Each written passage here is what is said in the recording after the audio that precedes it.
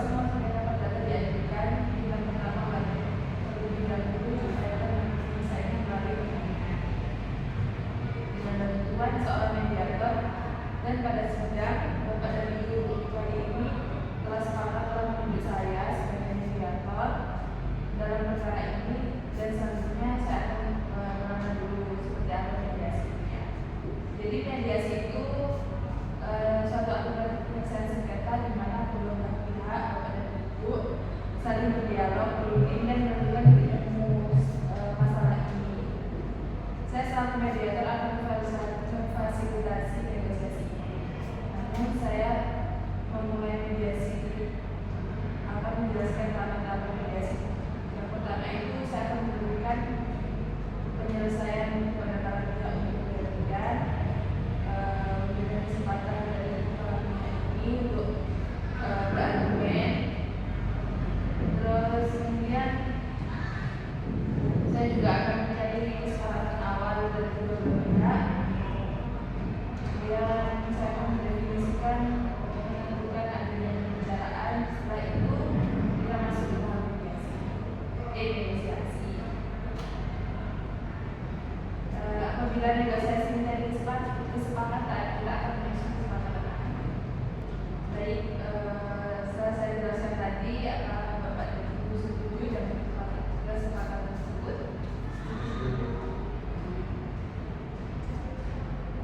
Kita mulai ya mediasi pagi ini. Dimana kalau terlebih dahulu saya mendengar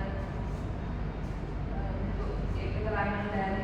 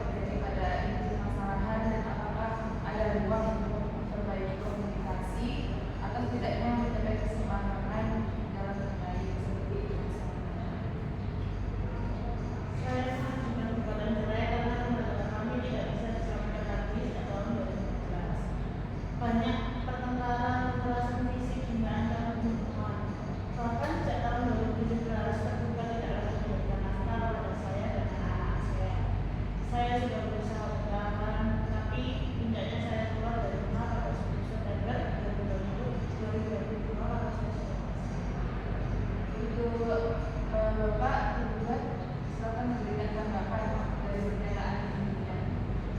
Saya tidak setuju dengan semua tuduhan. Saya tidak pernah menemukan dan selalu saya justru saya